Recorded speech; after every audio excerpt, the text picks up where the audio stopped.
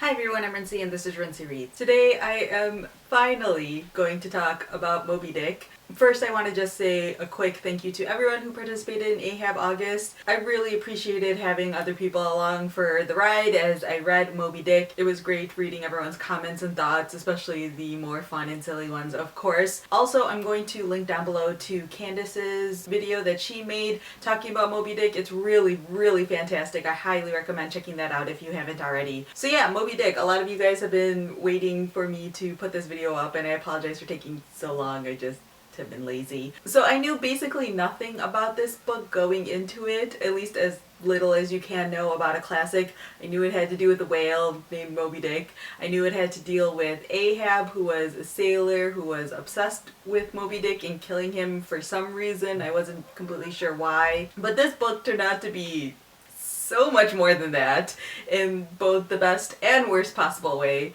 First of all, I knew that there were parts in here that were very heavily about whaling, and I knew that those bits were a little bit drier, but there were points in here where I literally just felt like I was reading an encyclopedia about whaling and about whales themselves. I wasn't prepared for the depth of like factual information to be in this book. I assumed that all 600 pages of this book was about the actual plot of this sailor going out there and trying to find this white whale, and that actually isn't true. I feel like maybe half of this story is that and the other half is really like non-fiction, very dry, very difficult to get through. If I wasn't listening to this on audiobook as well as reading this, I probably would have stopped reading this book pretty early on because it was very dry and it was very difficult to become interested in it because I don't have a very strong interest in whaling. But yeah, that's definitely something that's a deterrent for a lot of people, and I completely understand why. Again, if I wasn't listening to it on audiobook or if I wasn't doing Ahab August, I probably would have stopped reading this book pretty early on,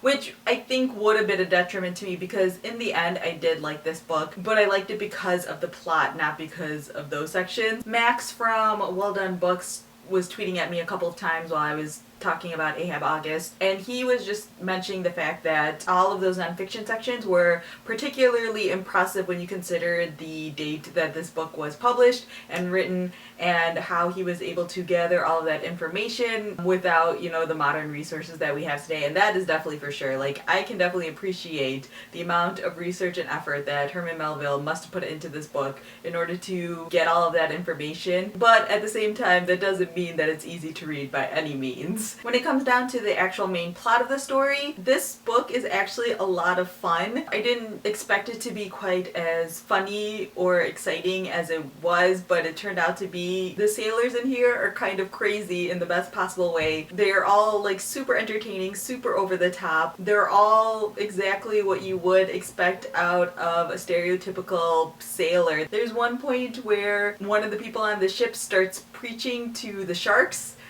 That was by far the best and most surreal moment in this book because I had to go back and reread that section and be like, is this actually happening? And it was. But I definitely think the highlight of this book far and away is the ending. Seeing how this all concludes, and I'm not going to go into deep spoilers or anything like that because if you do want to read this book, I will save that for you. But just seeing how it all ends and how it all wraps up, and even just that final climactic scene was just really a lot more exciting than I expected it to be. And I really enjoyed the way that Herman Melville just sort of depicted Ahab as he seems to be going crazy, obsessing over this whale and wanting to kill this whale despite what the people around him are telling him or warning him about or anything like that. I really liked it. I shouldn't say I really liked it. I liked it. I liked it more than I thought I was going to. I think in the end I would give this like a 3 out of 5 stars, probably closer to a 3.5. That extra half star would be for appreciation more than enjoyment probably. But yeah, I'm really glad that I read this book because now I've checked off another classic off my list, but also because this book wasn't anything that I thought it was going to be. If I have any advice for people who want to read Moby Dick, it would be to pick up the audiobook. The audiobook that I picked up, the narrator was really fantastic. His like sailor voices were just superb, and it definitely made it significantly easier to get through the drier sections because I would just listen at a slightly faster speed to just like push through and keep going. So yeah, those are my thoughts on Moby Dick. If you have read this book, whether it be earlier or you read it for Ahab August, feel free to leave your comments down below letting me know what you guys thought of it. So yeah, that's all I have for now. Thanks for watching.